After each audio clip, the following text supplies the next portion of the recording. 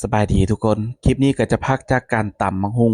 สิพามาเบิ่งใบมะม่วงอ่อนเนาะหรือว่ายอดม่วงอ่อนนั่นเองสิมาแม่นเอาไปซุปกินพูนอยู่ปลายๆพูนเนาะยอดอ่อนมันส่วนตัวอยู่ต่ำๆนี่แก่แล้วทุกคน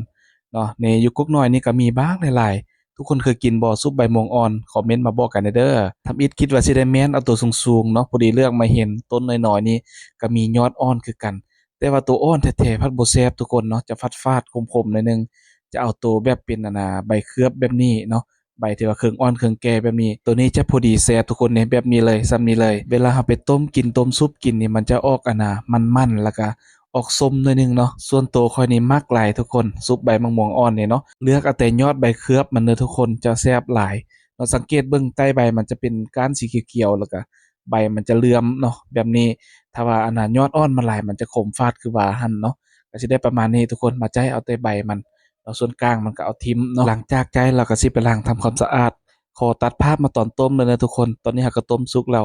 น้ำมันจะเป็นสีดำสีแลแบบนี้บ่ต้องตกใจเด้อทุกคนเพราะว่าอันมันจะเป็นน้ำสีของใบม่วงสุกแล้วจังสิไปล้างน้ำอีกเทื่อหนึ่งเนาะสิปั้นเอาน้ำมันออกนี่ทุกคนเนาะเครื่องปรุงมันก็บ่มีหยังหลายมีมะเขือป่นเนาะแล้วก็มีข่าอ่อนฝากข่าอ่อนใส่มุนๆใส่แล้วก็ซอยหัวกระเทียมดิบใส่เลยเนาะ กับปลาแดกใส่น้อยหนึงเพียงเท่านี้เนาะทุกคนเนาะคำผู้ใดมักมังงาก็ใส่มังงาก็แซ่บคือกันเนาะแต่ว่าส่วนตัวข้อยมันบ่มักปานใดก็เลยบ่ได้ใส่เนาะตอนนี้ก็ซุปแล้วเป็นที่เรียบร้อยสีสันหน้าตาก็เป็นตากินได้ทุกคนบอกได้เลยว่าแซ่บเนาะตอนชิมก็แซ่บเป็นออกรสชาติแบบมันๆเนาะแล้วก็ออกส้มหน่อยหนึงถ้าเป็นใบยอดอ่อนๆมันจะเป็นฟาดๆของผมเนาะเอาล้างน้ำปานใดมันก็ยังสิยังฟาดอยู่ตักใส่จานเป็นที่เรียบร้อยพร้อมเสิร์ฟเลยทุกคนมาเด้อกินนำกันเด้อ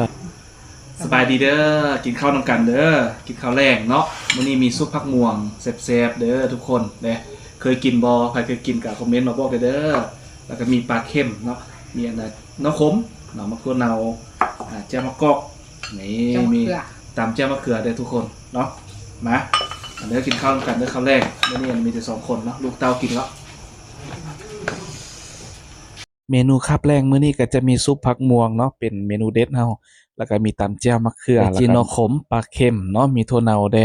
มีแต่แนวแซ่บๆเนาะทุกคนเนาะมาเด้อกินข้าวแลงนำกันเด้อก็สิมีแต่สองเท่าเฮากินเนาะส่วนลูกๆก็เพิ่นก็กินอิ่มเบิดแล้วเมนูมื้อนี้ก็มีแต่ผักเนาะบ่มีสีจักตอนเลยเด็กน้อยก็จนบ่เข้าพาเข้านำเมนูต่อไปสิเฮ็ดหยังดีเนาะให้พี่ๆน้องๆได้รับเบิ่งรับชมเนาะถ้าใครได้เรือนเห็นคลิปก็ขอฝากกดติดตามกดไลค์กดแชร์เป็นกำลังใจให้กันเด้อ เมนูซุปผักม่วงมื้อนี้ก็ถือว่าผ่านเนาะถ้าไผบ่เคยกินก็ลองเอาไปเฮ็ดตามได้เด้อเนาะเอายอดใบเคลือบมันเด้อบ่ต้องเอายอดอ่อนมันคันยอดอ่อนมันสิขมสิฝาดคือว่าเนาะต้องเอาไปเคลือบเท่านั้นมันจะแซ่บจะมันแล้วก็ออกส้มหน่อยหนึ่งเด้อเอาไปเฮ็ดตามได้รับรองว่าติดใจแน่นอนขอบอกขอบใจทุกคนหลายๆเด้อที่ติดตามรับชมจนจบคลิปขอบใจหลายๆเด้อติดตามกันไปโดนๆเด้อ